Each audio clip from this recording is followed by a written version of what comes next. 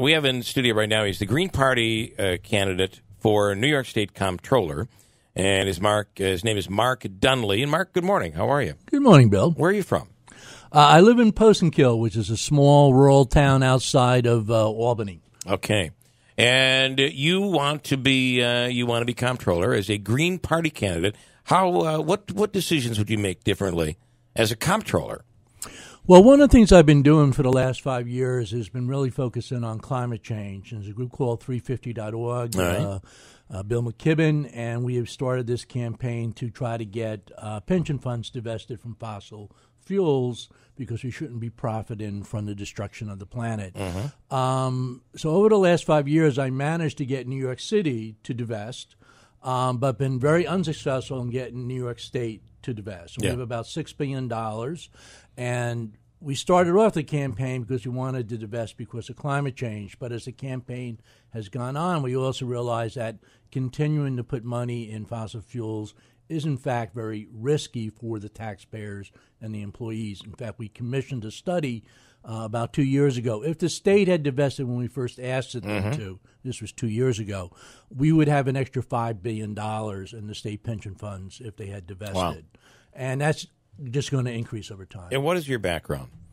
Well, for 28 years, I ran a statewide anti-hunger group called the Hunger Action Network of New York State. In fact, we had a number of board members here in Utica, the Utica Food Bank, and the Central New York Labor Agency. I've also been a town board member a number of years ago in Postenkill. I'm one of the few elected officials that can say that I've actually managed to cut taxes every single year I was an elected official. I started a group called NYPIRG, New York Public Interest Research Group, when I was a student at Albany Law School. I wrote the law that gave citizens and taxpayers the right to sue for illegal expenditure of taxpayer funds. And I also sued the New York State Legislature many years ago, the first time they actually gave themselves a pay raise in a lame duck session. So I've done a lot of work on fiscal policy issues over time, a lot of work, for instance, on single-payer health care as part of the Hunger Action Network. That's an impressive resume. Do you have the backing of any other party?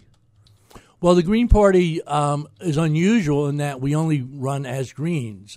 We do not do cross-endorsements of other political parties, so we've not sought the endorsement of any other political party. You have a very impressive resume, and I'm just being honest. What do you think your chances? I won't say it. What do you think your chances of winning as a Green Party candidate?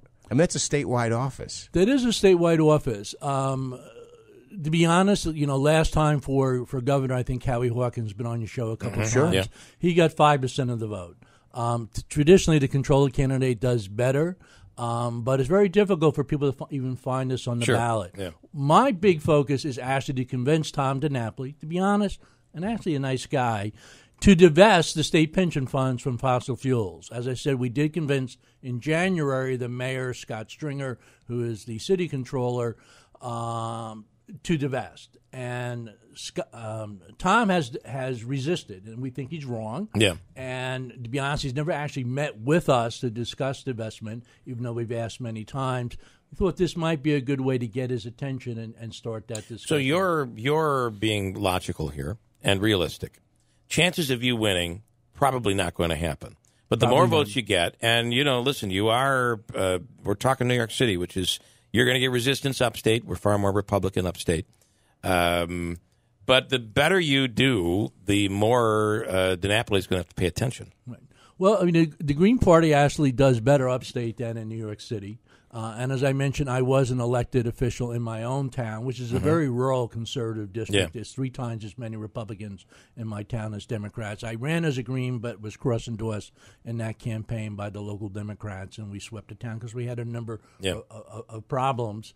But we're also trying to encourage people to contact Tom DiNapoli and say, why are you not divesting? It's important for, since we started the campaign 5 years ago, we being 350.org, we've managed to get 700 institutions worldwide to divest, including about $6 trillion worth of assets. New York City is divested, Syracuse University is divested, Cooperstown has divested. Very interestingly, the town board member in Cooperstown, Mavis Village, is a former Exxon vice president, and he led the fight to divest from fossil fuels because he saw what the future was of the fossil fuel industry. This is like your one issue.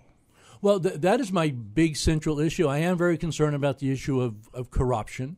As we probably know, that right now the state governor's people is under trial on. Do you think DiNapoli though is not? I mean, how do you grade him when it comes to his approach to corruption in New York State as a comptroller?